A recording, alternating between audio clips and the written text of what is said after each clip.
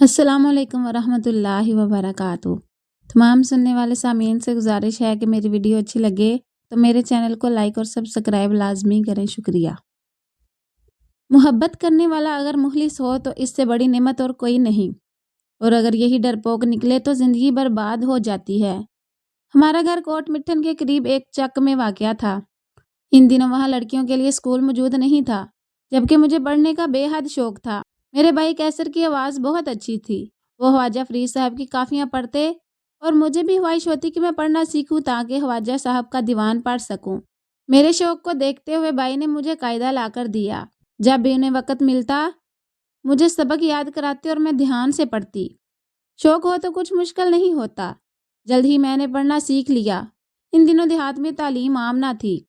कैसर भाई ने इसी वजह से राजनपुर के बॉयज़ स्कूल से मैट्रिक किया था। यही वजह थी कि हमारे गांव में इनकी बहुत इज्जत थी। करीबी बस्तियों से भी लोग चिट्ठियां लिखवाने या पढ़वाने इनके पास आते थे। ये सर्दियों के दिन थे। मैं धूप में बैठी सबक याद कर रही थी कि भाई के साथ एक मेहमान आ गया। कैसर भाई ने बताया कि ये हमारे चक का नया स्कूल मास्टर है। जब तक इसकी रहाइश का बंदोबस्त नहीं हो जाता ये हमारे साथ रहेगा। मतलब ये था कि ये हमारी बैठक में क़याम करेगा और खाना भी हमारे घर से खाएगा। चक वालों के दिलों में ऐसे तालीम याफ्ता लोगों के लिए बहुत इज़्ज़त व एहतराम होता था और वो इनकी मेहमान नवाजी को अपने लिए एजाज़ समझते थे। इस मास्टर का नाम अब्दुल रशीद था। रशीद साहब की भाई कैसर से दोस्ती हो गई। हमारी बैठक खाली पड़ी रहती थी। यहाँ गुसलखाना और सहन भी अलग थलग थे। यूं ये जगह मास्टर रशीद के क़याम के लिए मुनासिब थी। रशीद साहब हमारे घर के फ़र्द बन गए। भाई के वो दोस्त थे मगर मेरे लिए एक आइडियल शख्सियत। स्कूल मास्टर का मुकाम मेरे जहन में मुअज़्ज़ज़ और अहम था। मेरी सहेली की शादी भी एक स्कूल मास्टर से हुई थी और इसका तबादला बड़े शहर में हो गया था। तभी से मेरे दिल में ये ख्वाहिश पैदा हुई कि मैं भी किसी स्कूल मास्टर की जीवन साथी बनूं। रशीद हूबरू खुश लिबास और खुशगफ्तार थे। जब वो सफ़ेद कलफ वाला कुर्ता और शलवार पहनकर स्कूल जाते तो मुझे वो किसी ख्वाब की ताबीर मालूम होते। दिल इनके साथ ही चला जाता और जब तक वो वापस ना आते मैं बेदिल और बेकार घर में फिरती रहती।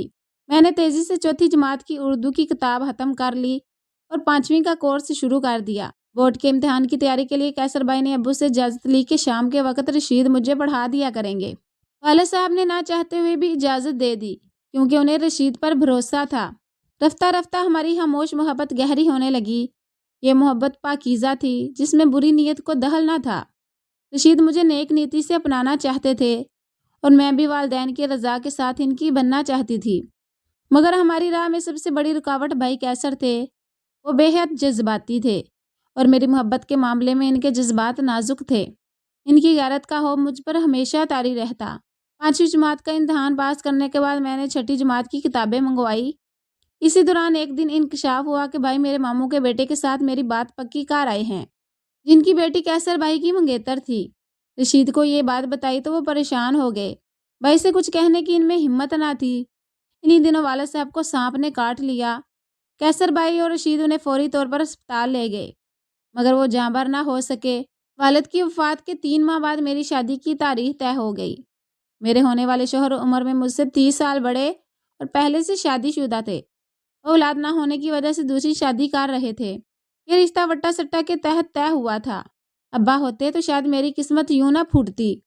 अम्मा भी इस रिश्ते के हक में ना थी मगर भाई कैसर की मोहब्बत के आगे बेबस थी। जो जो शादी के दिन करीब आते जा रहे थे मेरा दम घुटता जा रहा था।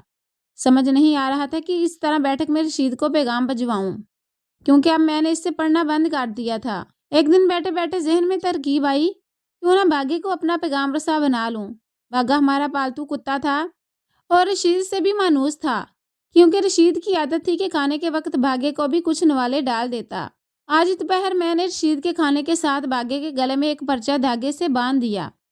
मुलाजमा ने रशीद को खाना पहुंचाया और बागे की खुशबू ने इसे भी वहां पहुंचा दिया। मैं सहन में टहलते हुए कुत्ते की वापसी का इंतजार करने लगी। दिल बुरी तरह धड़क रहा था कि अगर रशीद का ध्यान कुत्ते के गले में बंधे धागे की तरफ ना गया तो ये मोहब्बत का कातिल हाथ किसी और के हाथ लग जाएगा। थोड़ी देर बाद बागा लौट आया। इसके गले में बंधा पर्चा सलामत था। मैंने जल्दी से धागे से पर्चा निकाला और पढ़ा।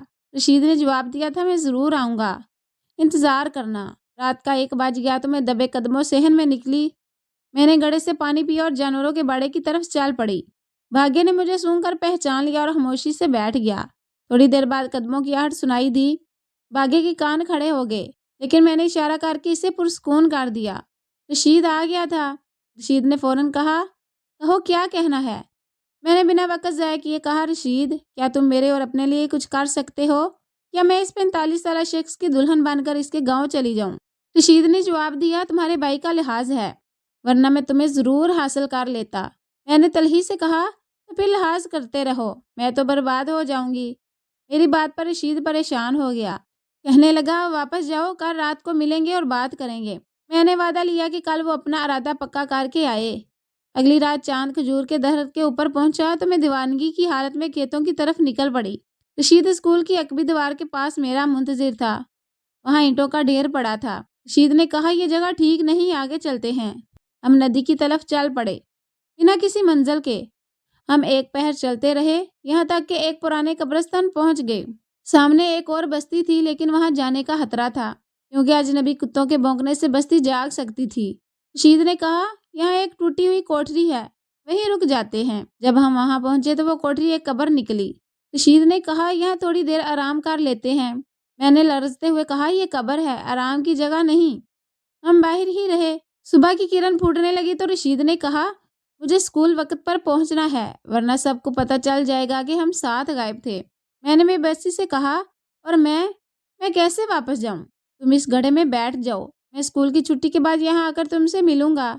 मुझे अपने कानों पर यकीन न आ रहा था कि रशीद क्या कह रहा है, मगर उसने कहा कि वो सही कह रहा है और इसके सिवा कोई दूसरा रास्ता नहीं है। मेरे खौफ को दूर करने के लिए वो इस पुरानी कब्र में उतरा। वहां एक गठरी और तकिया पड़ा था, पानी का गिलास और मटका भी रखा था। गोया ये किसी मस्त मवाली या दरवेश का ठिकाना था जो कभी यहाँ आकर आराम करता होगा। उस रात ये ठिकाना खाली पड़ा था। छोटे से मटके में पानी बस थोड़ा सा ही था। सुबह की रोशनी फैलने लगी थी और रशीद मुझे सलियां दे रहा था।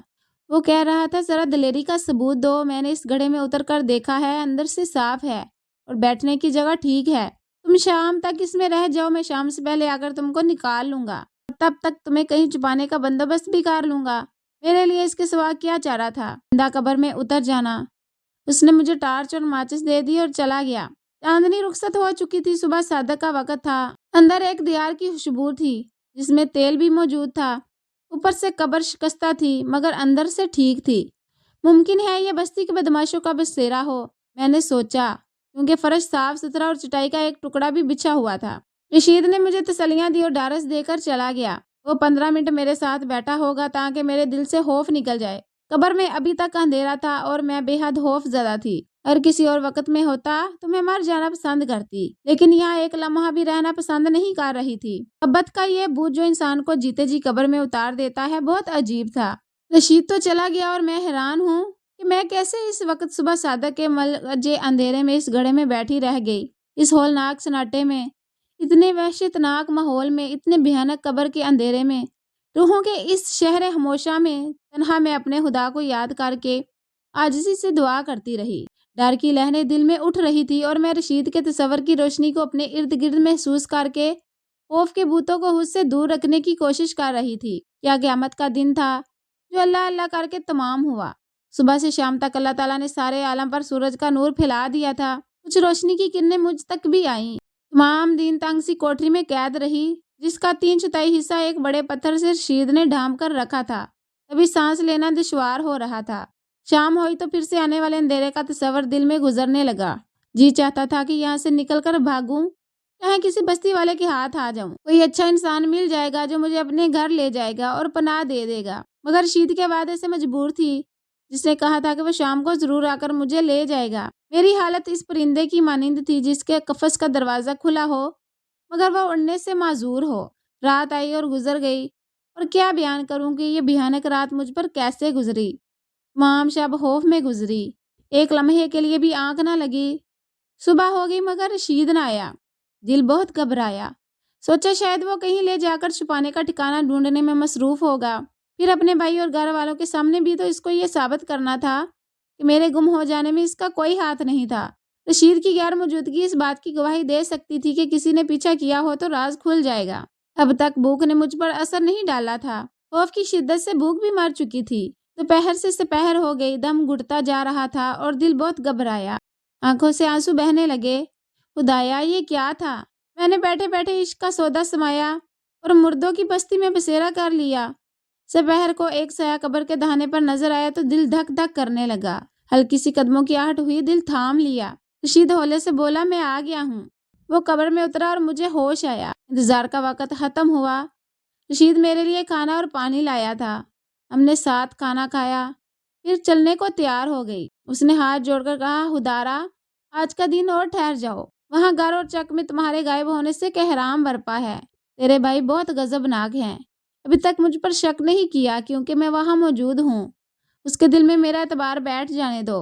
अगले 1-2 दिन में हम निकल चलेंगे। अभी तक तुम्हारे ठहरने का इंतजाम भी नहीं कर पाया हूँ। मरती क्या ना करती, मैं सर पकड़कर बैठ गई। सुनते थे कि कब्रों में सांप बिच्छू होते हैं, लेकिन यहाँ सांप बिच्छू नहीं थे। हाँ, मगर इस लम्हे मुझ पर सांप बिच्छू बनकर हमला कर रहे थे। इसी तरह दिलासों पर 15 दिन इस कब्र में जिंदा दफन रही। इसी रात मौका निकालकर वो मेरे पास ठहर जाता और मुझको बह टहलाने ले जाता। 3 वक्त का खाना 1 वक्त में दे जाता और 7 तसलियां भी कि बस आजकल में ये मसला हल हो जाएगा। मैं तुम्हारी बस्ती से तबादला कराने में लगा हूँ।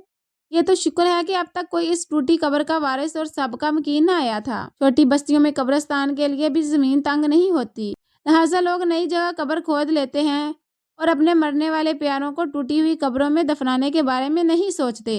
लिहाजा इस तरफ जहां भी थी किसी का ध्यान नहीं गया। रशीद बुज़दिल तो मुझको इस कब्र से ना निकाल सका, मगर एक और शख्स वसीला बन गया इस जिंदा अजाब से छुटकारे का। एक रोज सुबह काजब के वक्त किसी जरूरत से मैं कब्र से निकली तो गश्त पर निकले एक सिपाही की मुझ पर नजर पड़ गई। वह सरकारी काम से जा रहा था। उधर से गुजरा तो इसने मुझको घड़े से निकलते देख लिया और अपनी साइकिल का रुख रास्ते से मेरी जानिब मोड़ लिया और आ घेरा। मेरी तो हालत बुरी थी। कब से नहाई ना थी, हाथ पांव भी मट्टी मट्टी हो रहे थे। अगरचे रशीद ने बाल्टी लोटे और पानी का इंतजाम कर दिया था, फिर भी कब्र तो कब्र ही होती है। वो बोला, तू औरत है कि डाइन जो कब्रों में घुसती फिरती है? तभी मैं फूट फूट कर रोने लगी। सारा किस्सा हिचकियों में कह सुनाया। वो भला मानस था, इसको मुझ पर तरस आ गया। बोला, लानत भेज इस मरदूद पर। वो मर्द नहीं, कोई मुर्दा है। औरत के साथ शादी इस तरह नहीं करते। तो अब निकल इधर से और चल मेरे साथ। मैंने कहा, हाँ मैं चलती हूँ और भरोसा करती हूँ, लेकिन मुझको थाने मत ले जाना। बेशक यहाँ ही गोली मारकर इसी घड़े में फेंक दो। रुसवाई के साथ अपनों का सामना करने का हौसला नहीं है मुझ में कि इसने मुझ पर तरस खाया और मुझे थाने ले जाने की बजाय घर ले गया। वो अकेला रहता था, इसकी बीवी मार चुकी थी और 2 छोटे बच्चे जिनको पालने वाला कोई ना था। वो यतीम खाने जैसे एक अदारे में थे। बच्चों का वो अदारे वालों को खर्चा देता था, मगर चाहता था कि इन बच्चों को कोई माँ मिल जाए जो इनको पाल ले। उसने मुझसे वादा लिया कि तुम मेरे बच्चों को माँ का प्यार देना, मैं तुमसे निकाह पर तैयार हूँ। सो इस तरह 2 बिन माँ के बच्चों को माँ मिल गई और मुझको एक शरीफ इंसान का साथ मिला। एक घर की छत और इज्जत की जिंदगी मिल गई। उसने मुझको पनाह दी, मुझसे निकाह किया और मैंने इसके बच्चों को ममता का प्यार दिया। उसके बाद मैं कभी रशीद का ख्याल जहन में ना लाई, जिसने मुझको जिंदा कब्र में उतार दिया था। साथ शुक्र के एहसान मुझको मिला। वो एक पुलिस वाला जरूर है, मगर बुरा पुलिस वाला हरगिज नहीं है।